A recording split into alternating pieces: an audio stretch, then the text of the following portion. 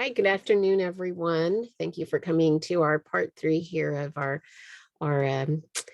workshops here on just cultural sensitivity. This is just such a great topic. And so as Shauna said, my name is Patty Hinojosa, and I'm with Teaching Strategies and Partner Success, and here to continue on with your series that my good friend Teddy Fullenwider started. I shared during our last presentation that I had the opportunity to present at a National Head Start conference in December in Orlando, Florida, on the topic of cultural diversity, and specifically also in the classroom. And it was a great session, great feedback from teachers and family service staff that were in the room. And so just really excited to be a part of your workshop training here today.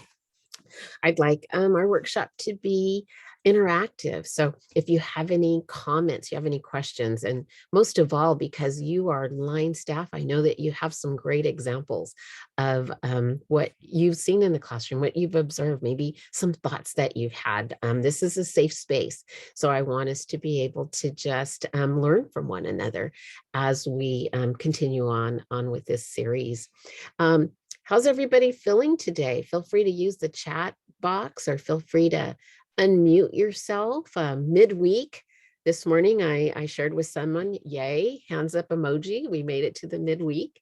So I'm hoping that all of you are having a great day. I live in California, so it's still morning here. So excuse me if I make reference to morning, but it's 39 degrees where I'm at. So it's a little cool this morning, but nonetheless, sun's out. So it's going to be a great day. So here today, I'm going to be talking about culturally responsiveness with families. And I just kind of want to go back to just our session 1 and our session 2, where we talked about just being culturally competent in our sensitivity. And I just want to provide any opportunity to give feedback if you've had the opportunity to go back and think about each of these stages in the spectrum. When we start with cultural competency and cultural awareness. Any examples that maybe you ran across this last week, or maybe within the last 2 weeks, where you really had to stop and think about your own awareness within culture and backgrounds? Anybody have any examples you'd like to share via chat, or feel free to unmute yourself? Okay. I know everybody's just so busy these days, and just different opportunities. I had the the unfortunate, how do I say it?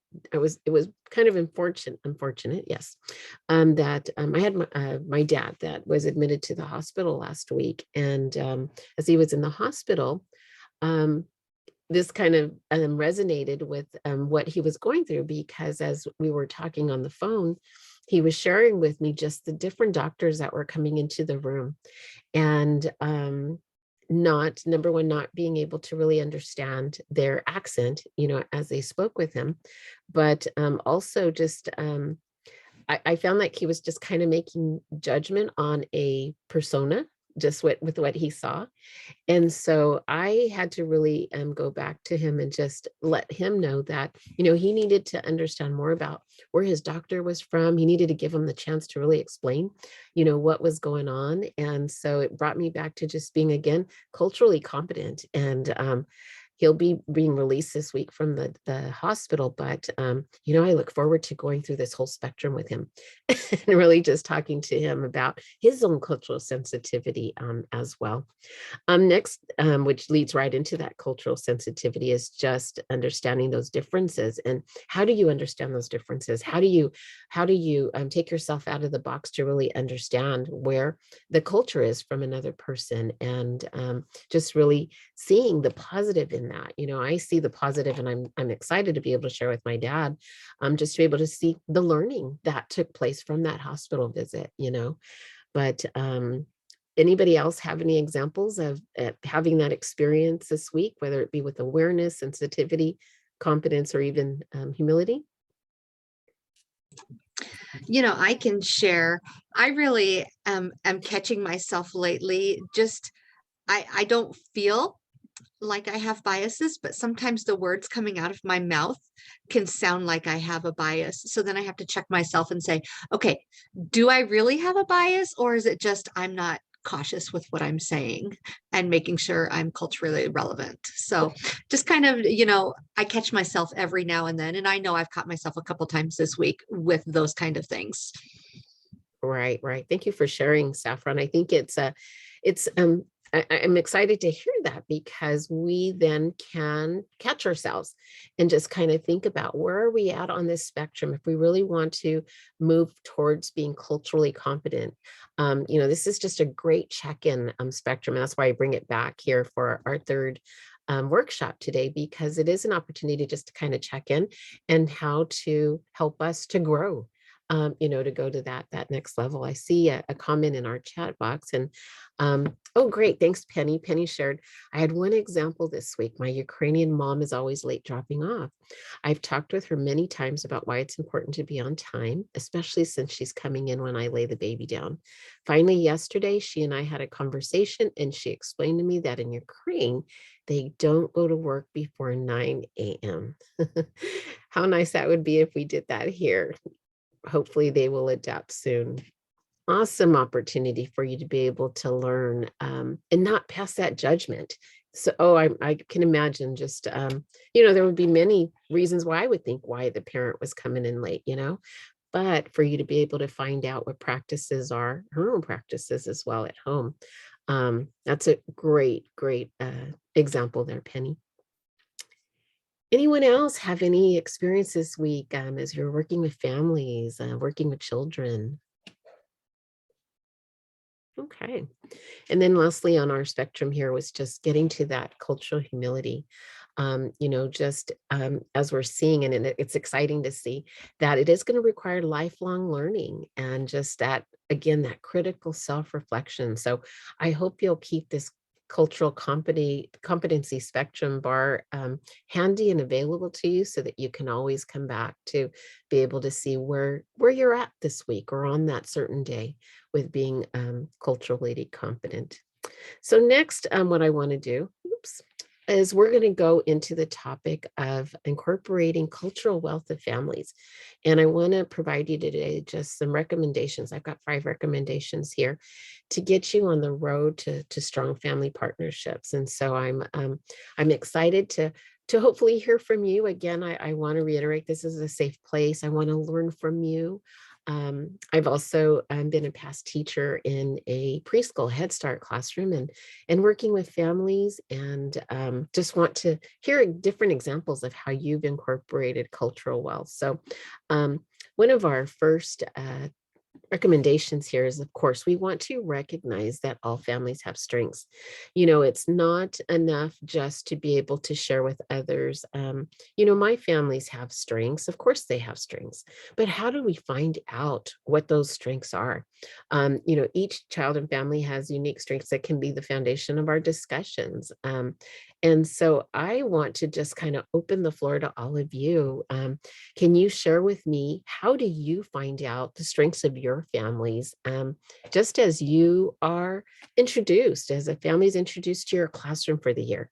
Is there anything that you add to your conversation, or any unique ideas that you have? Let me go ahead and start there. Does anybody would like to share? How do you find out about the strengths of your families?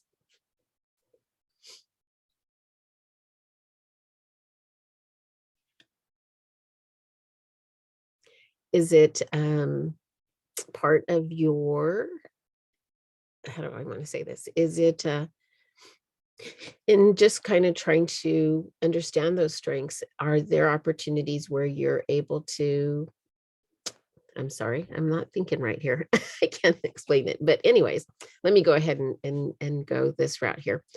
Just, recognizing the families of strengths. I'm going to share an example of when I was a teacher, and one of our, the paperwork that we provided to families at the beginning of the years it was called a strengths, needs, and skills, strengths, needs, and skills form. And what we did is, part of that is we wanted to learn about, um, the strengths that a family had. They had the opportunity to share with us any type of maybe hobbies that they had, maybe any kind of ideas of how they would like to share with other families that they had. But along with that, it also provided us the opportunity to talk about their strengths with maybe with budgeting, or maybe with cooking, or maybe with certain skills, parents that maybe had that sewing skill. But just starting with those topics allowed me the opportunity to take it the next step to listen to, let's say, for example, with cooking. I was able to hear about those great go-to meals that maybe a family knew how to cook, which then led to some great discussions from their own culture and items that they used. And so that was one of the highlights of being a teacher, is to be able to recognize those strengths, to be able to incorporate it in the classroom, whether it be through the classroom experience, having a family come in to volunteer, or perhaps a parent meeting where recognizing maybe a cooking strength that I was able to incorporate in a parent meeting to be able to share that culture with everyone else in the classroom. I see we have Penny has also shared again. She sends out the questionnaire and do Star of the Week, and I also follow them on Facebook.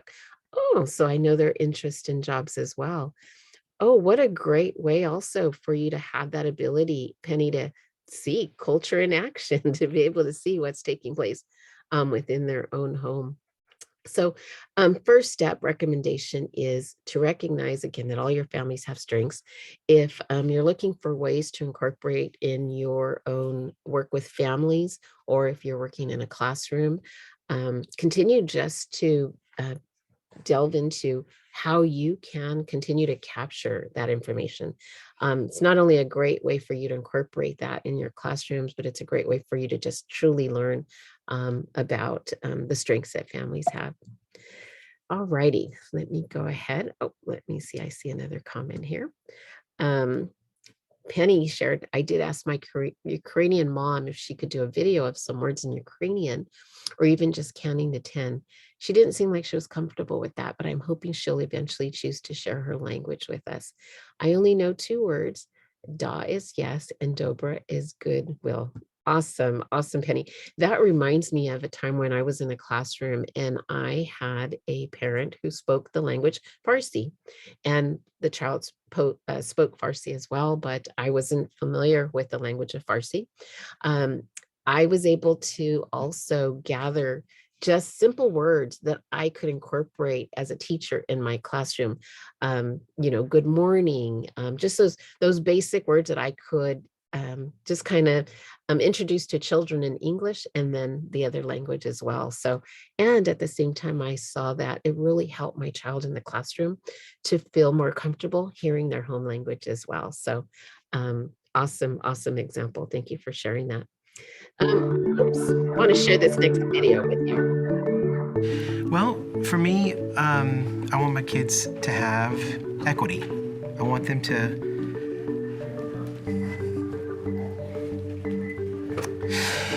my dream is for our children to be able to achieve all of their goals that they have in life and to be whatever they want to be when they grow up.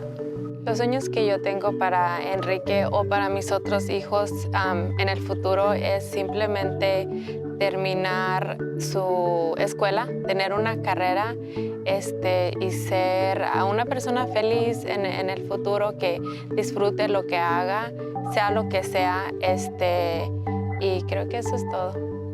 One main one I can think of is, and I didn't really do this as a kid, so it's probably why I hope to see this in them, is just to have a love of learning. I really didn't really love learning until I was an adult. So, and we hope to see them, take on the learning process themselves and want to learn and read. And I think once that they do that, they can kind of catch their own momentum, so to speak, and grow from there. أحب ياخذون الشهادات، يكون مستواهم عالي، يخدمون البلد، يخدمون المجتمع، يكونون هم متطورين من نفسهم كمستقبل إلهم. I've always wanted my girls to have a lifelong passion for learning. I want them to never give up on exploring their options and just being excited about life. I want to put them in a position where they're successful in life. They can survive on their own, have their own business, make their own money, where they don't have to depend on the parents.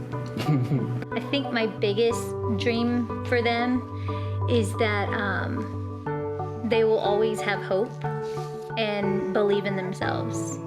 Más grande sueño sería que mis hijos estudiaran, fueran al colegio, tuvieran una carrera, para que no tuvieran para que pudieran pasar más tiempo con sus hijos, en caso de que los tuvieran un buen sueldo. Y también me gustaría que ellos aprendieran otros idiomas para que pudieran ayudar a gente que no sabe el idioma principal de aquí, que es el inglés. También me gustaría mucho que lo que ellos estudien que les guste, para que no lo sientan como un trabajo, sino como algo que disfruten hacer. Be the best that they can be, that they would live to their full potential, and that they would be kind and just be productive in society. Any thoughts on that video? Any aha moments, just listening to different families and their hopes and dreams for their children? The first one is, got me right there. The equity piece of it, that's, and that's all you could say. That's all I could get out, because that was like it. But I'm just, wow, Patty, I love that video.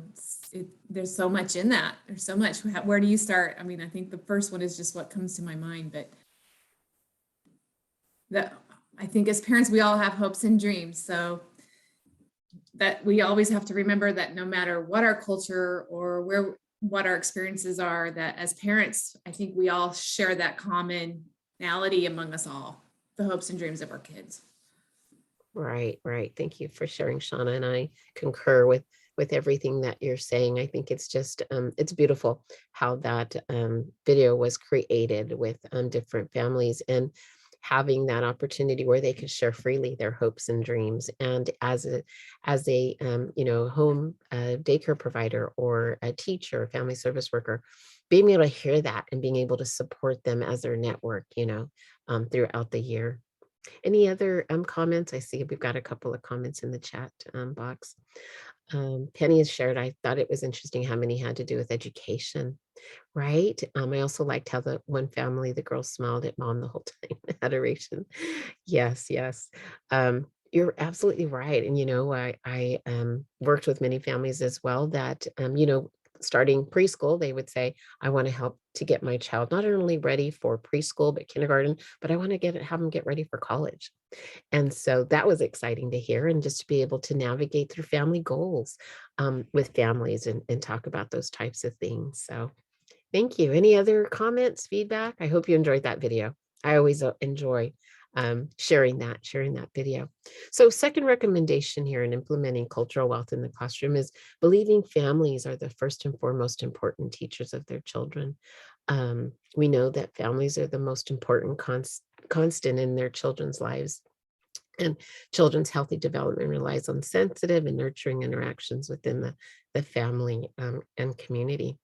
So can you give me examples of maybe how you incorporate either working individual families or if you're in a classroom, how do you model this that for families that they are indeed the first and foremost important teacher of their own child?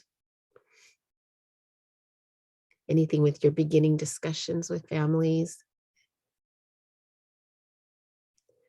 What I found is that as a teacher, many families would come in and their belief was, I'm giving you my child, here you go.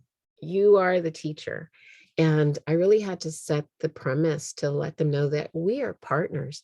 You are first and foremost your child's teacher. You know everything about your child, and I am here to support you.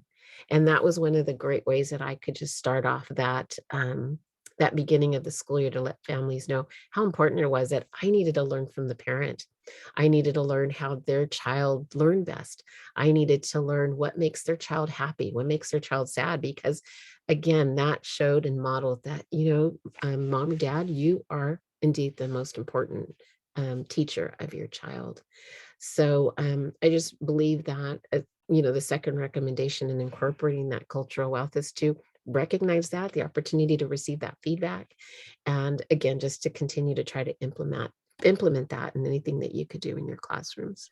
Patty, Yeah, this Shauna. actually came up yesterday in a group of childcare providers that we met with, where they all recognize that families, parents, whatever this caregiver situation is for the child, that they are first and foremost the most important teachers in their child's life. However, they were conflicted about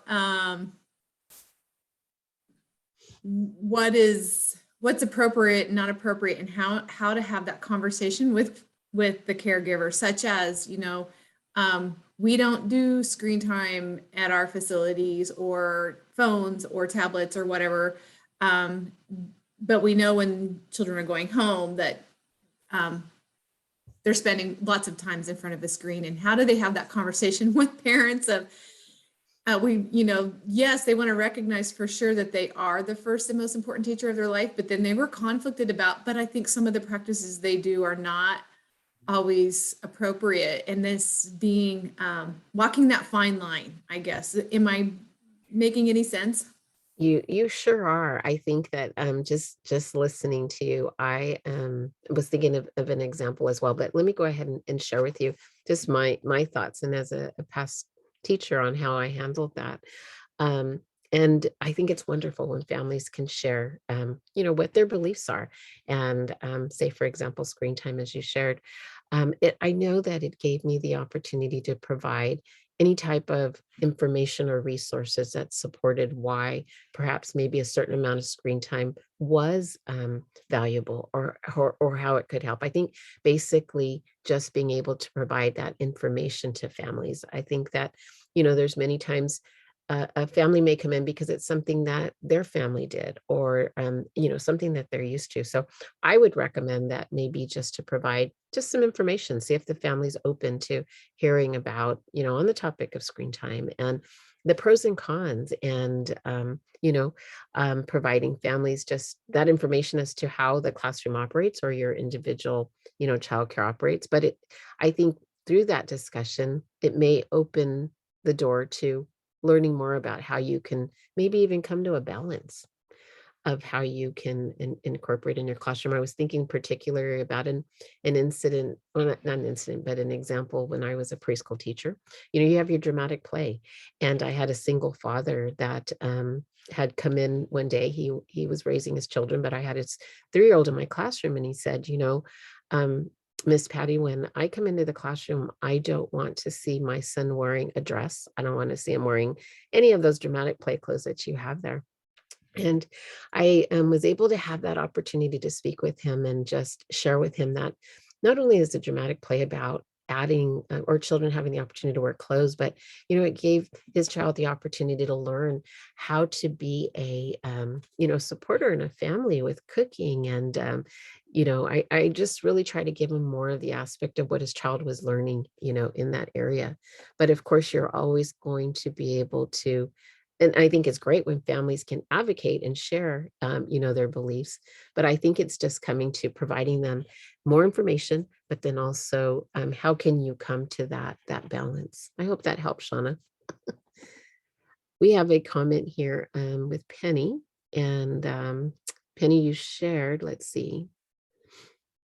Oh, and Penny shared, and they don't always notice the cons with the pros they see. She had a family whose 2-year-old came for the first time and knew lots of stuff from sitting in front of TV all day, but she didn't know how to interact with others. So we had to talk about why it's important to limit screen time. The stuff that equals shapes and numbers and counting in multiple languages. So I think that's beautiful when you're able to open a family up to just recognizing the pros and the cons and to be able to receive that as well. But just going back to truly believing that families are the first and most important teachers of their children, and just reflecting on that video that we watched as well, knowing that not only are they first important teachers, but knowing what those hopes and dreams are that they're going to lead their children and families with. I want to share another video here about home language and the long-term benefits. Let me see if I can access it here for you. I have to go to a different screen. I'm sorry. Any comments or questions so far? Okay. I'm sorry, give me a minute. I'll get my video going here. I think as you're trying to look for your video is that the other part of that conversation was just they didn't want to ruin the relationship they had with parents with trying to approach some of those things. So, you know, it is, I guess, you know, that fine line of trying to provide some education pieces to share with them and not ruin your relationship with them. Like, so, yeah. Right. And I think it's the respectful opportunity where you're able to listen. And once you're able to listen, you're able to come together with that discussion. And I think it's not portraying yourself as the know-it-all, but the ability for you to be able to come together to just really listen and to be able to see how you can and possibly maybe come to that medium. But it's so wonderful when a family is able just to take resources from you or to be open, you know, to hearing about other you know, ideas. So next, what I want to show you is this is a video from our Ready Rosie library, and it's from Karen Nemeth, and she talks about language and in the home. So let's go ahead and take a listen to that. I think it's really important to ask questions about how a child learns, and families have so much to give to help their child learn and succeed. And it turns out that a lot of what we've learned about learning two languages or growing up with two languages has shown us that the things that a child learns in their home language with their family at home really build their whole foundation of knowledge so that when they get to school, they know a lot of things. It might surprise you how much you can teach your child at home when you're cooking or fishing or gardening or playing together. And that actually creates a fund of knowledge, like the foundation of a house. And then when they get to school, they learn new language to build on that foundation. But families are the child's first teacher. And that's where they learn the things they need to build both in their home language and in English. And the other important thing is that when you support that home language, you're also supporting your child's connection to his culture and to the members of his family who live in the house, members of his family that live in other parts of the neighborhood or the world. And those histories of the families are so important in helping children grow and learn and become those adults that you really want them to be. Yes. Any comments, thoughts on that video that we just watched? Patty, I am just wondering, can you tell me which video that is? I'm just learning about this concept of funds of knowledge, and that was the first time I had heard another person refer to funds of knowledge. So that's kind of sparking my interest just a little bit. Yes, most definitely. So I took a screenshot. Here it is. It's called Home Language Long-Term Benefits. Wonderful. Thank you. Yeah, and it's in our Ready Rosie library, and it's actually a video that you can share with families as well. So as you saw, it's about a minute and a half long, but great examples there that Karen provided on those long-term benefits, and then again, just the importance of families as the primary, you know, teacher of that child, and using the term, especially the funds of knowledge that children already come in from families. So third recommendation here is, you know, families are partners with a critical role in their child's development. Families make those choices every day that affect a child's development and learning. And these choices, again, are rooted in their belief systems and cultural identities. So, you know, as Shauna was just saying yesterday, the example that was provided about screen time, you know, those types of questions are going to come up that are rooted in families' beliefs. I'm sure that you've come across many different examples of different ways maybe families parent to you know, nutrition type things, or just simply the way that children respond to adults. But just recognizing that, you know, families, again, as our partners, they just play that critical role. So how can we continue to educate families? So I want to open it up again to all of you. What are some ways that you do support families with that that education about child development and milestones, and the opportunity to talk about their own cultural beliefs? Any examples here today that you can share?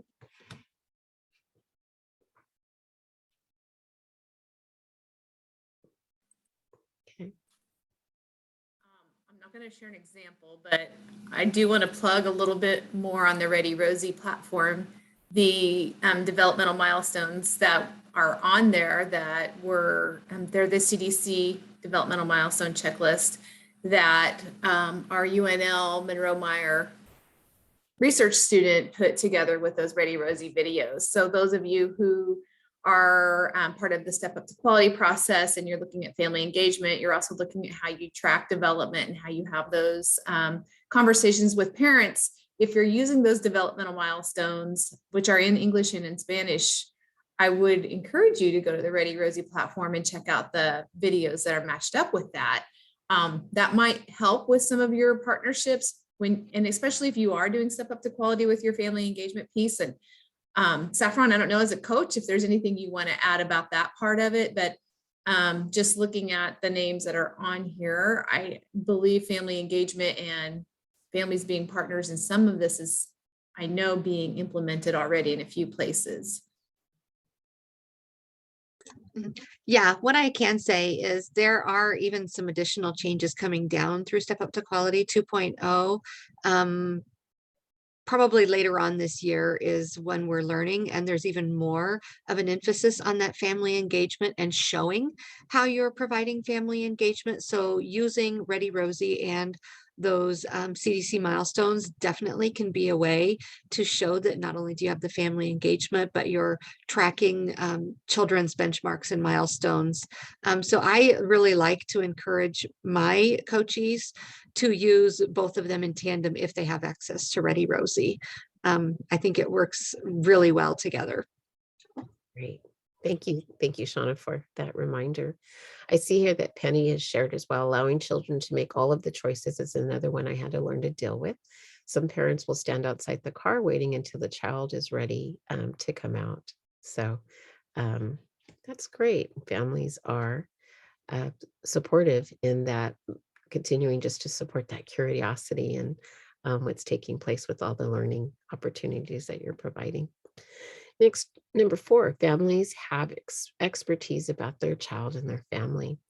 Families understand their children best and make decisions for their children's well-being. When families share what they know, children, families, and providers benefit. So I think it goes back to, you know, as we were talking about, our first recommendation is how do you gain what families have to share about their child, about their family. Again, and just being able to draw on their expertise. And as Saffron shared too, just gaining that understanding of the funds of knowledge that families come to you with, and being able to work off the funds of knowledge that they have. That was just one of my greatest experiences working just side by side with families, is learning from them as to not only you know, how they support their families, but just a great opportunity to learn about their culture as well. Number 5, families' contributions are important and valuable. Being open to family suggestions and requests helps us to do our best on behalf of their children. So, as we just reviewed each of these 5 recommendations, I hope that there've been a couple of here that you're taking just to kind of think about how you can incorporate in your own work and continuing to support and respect, the funds of knowledge and the culture that you have throughout the year for you to be able to implement as you continue to work with children and thinking about those activities, whether it be with children or whether it be with families that you're able to implement. Any ideas, any comments, any aha moments that you're thinking about? Maybe even some personal challenges of what you're able to implement the rest of the school year. Feel free to unmute yourself or leave any comments in the chat box. All righty. So let's go ahead and go on. And I want to talk a little bit also about, where does the formative assessment process fit in? As you are developing your own assessments of children and the ability, whether it be for the anecdotal notes that you're able to take, the information that you're able to take from families as well to implement into your own individual children's learning and how they learn best. Excuse me. The formative assessment process allows you, just the ability for you to be able to add families' observations into again, those children's milestones and what they're doing. But it allows families to incorporate what they're doing at home within their own cultures to be able to support that learning that children are receiving as well. So just going back a little bit to getting to know families as we define families, families are defined by either family composition or the number of children that are in a home or the languages that are spoken in the home, their own living situations, and also just the physical and mental health of children. So as we're just thinking about, again, getting to know families, I want to delve a little bit more about, and just asking the first question, and I hope you'll consider interacting with me with this question, but how did you define a family when you were growing up, and has your definition changed today? Would anybody like to share? Either unmute yourself or add any information in the chat box.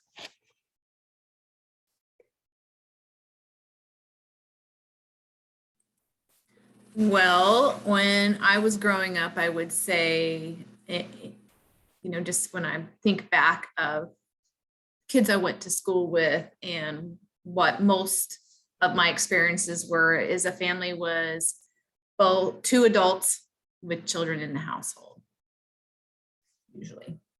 Yeah. And typically a mom and a dad. So, that I'm just small town, white America. So, that was my experience. That was my lived experiences as that. So I'm sure there are lots of different experiences others have. And also it shows the age that I am as well. I would definitely define it different today though. A family, I don't know how I would describe it. It could be, to me now, I recognize that it can be so many different things. It is not necessarily a mom and a dad and a child. It's not necessarily always just 2 adults and a child either. It could be 1 adult. It could be children, maybe not even brothers and sisters living with grandma and grandpa, a mom. So I don't know, Patty, I don't know how I would define it today. I can easily reflect on my experience growing up, but I can also recognize that it has changed so much, which I think is good. It's for the best. It's great. I think diversity and what family definition can be today and all of the different ways family can be identified as is just how much we have come since then. Right. Penny shared in our chat box, family to me was parents, siblings, cousins, aunts, uncles, and grandparents. But now it's changed to include fosters and friends and anyone who lives together. And I think I join you, Shauna and Penny, with just your input on, what defined a family and how do we see the definition of family now. It's interesting as we go back and think about, when we were younger, what defined a family, or how did we see different families and friends or neighbors and those practices as well. So as we think about, defining family, I want you to think about some of these questions. How and when were you encouraged to express your own ideas and feelings in a family? Or was it acceptable to be noisy and active in your home? Or were children expected to be seen and not heard? I know through providing just various trainings, I've heard many examples of growing up. Um, the examples of children expected to be seen and not heard, and not have that ability to be able to speak up on, how they felt. Um, and then also examples of how is discipline managed. I'm sure we could spend the next hour on all of us providing examples of maybe how discipline was managed, in a home, and maybe hearing about how our parents were disciplined at young ages as well. But just really another opportunity for you to get to know your families in another sense of what their background is and where they're coming from. And again, being able to, as you are provided that type of information, how can you incorporate that in your classrooms, or working individual with families? Penny shared we had family meetings, but those were mostly for my parents to share information, such as where our next move was going to be. Um, yeah, just that opportunity again where um, those conversations that you were a part of, and maybe those that you weren't. I know for me particularly, my parents spoke Spanish at a young when I was young, but the Spanish language was used as kind of like code for the kids not to understand what was being talked about. And as I was growing up, I thought to myself, how could you keep that language as a code? I needed to learn Spanish, as an adult, but that's how they chose to raise us. It was just something my parents spoke, and little did they know we were catching on little by little as to what they would be talking about. But that's how language was used in my home. Penny shared discipline was harsh for me as a child, but not abusive. We were encouraged to get a job as soon as possible and put at least half of it away for our future. So yeah, thank you for sharing that Penny. The value of just being able to learn about families, and how just the conversation we're able to have today about what defines a family, and then also just learning about how each family was raised in different ways. So thank you for that interaction. So in meeting families where they are, again, it's a great opportunity as you're moving more into family engagement and really just individualizing for families. As you know, it is going to require that flexibility. It's going to require that flexibility to meet families where they are, and to be able just to support families from that moment on, and being able just to continue to individualize where families see where they're going.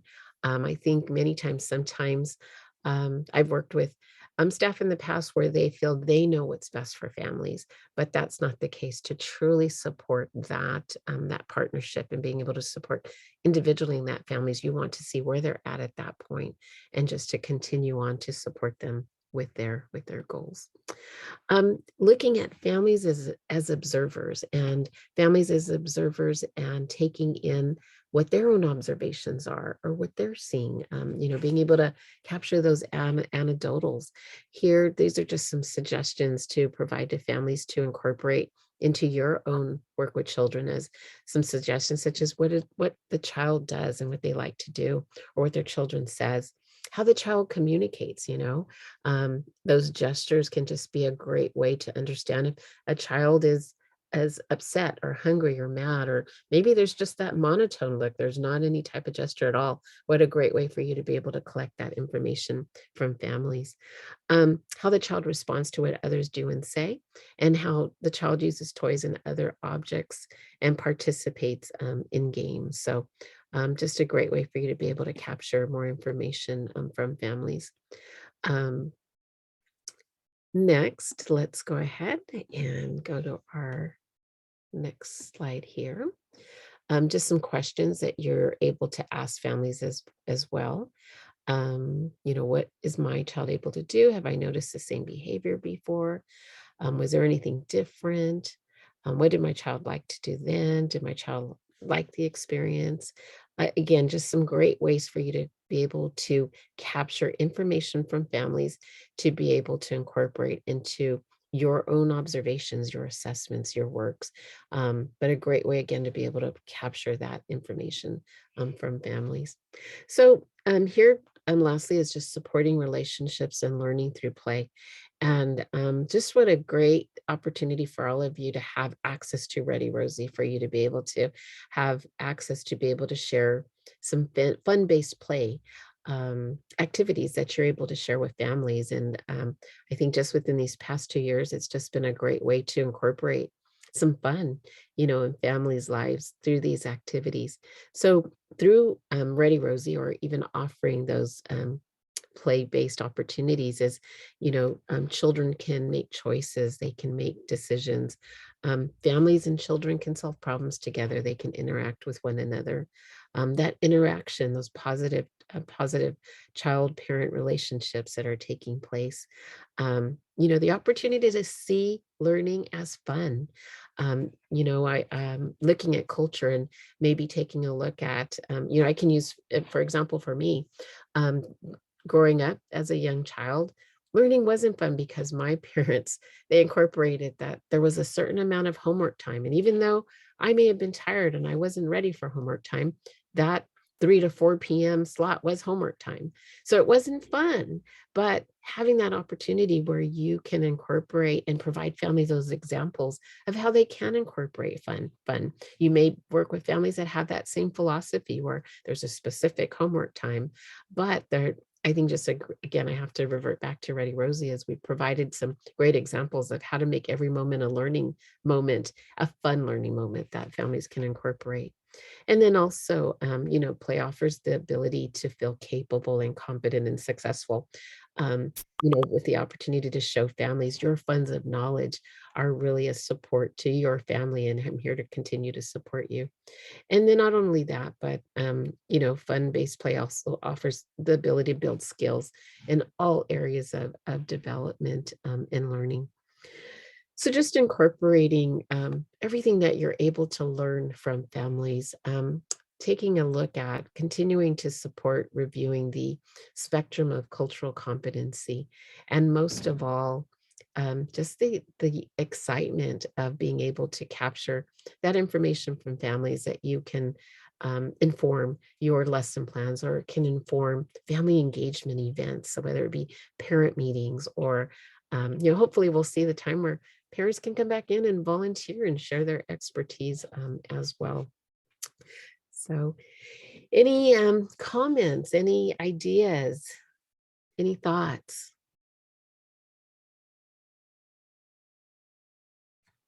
Okay, alrighty then. Well, this concludes our workshop for today. Again, it was just really exciting to be able to share with you content on incorporating cultural wealth within your families, in your classrooms, working individually with families. It's been great to hear your own experiences as well, working with families, and questions that you've had. Our next series, we're going to be delving more into social emotional learning in the classroom, and incorporating different suggestions and ideas, and looking forward to upcoming discussions as well. Shauna? I don't have anything else. Any final thoughts or comments from anybody before we end for the day? No? Okay. All right. Thank you, Patty. Yes. And I want to just say thank you to all of you for everything that you do for your children and families. I'm looking forward to our next time together. Thank you. Bye. Have a good week.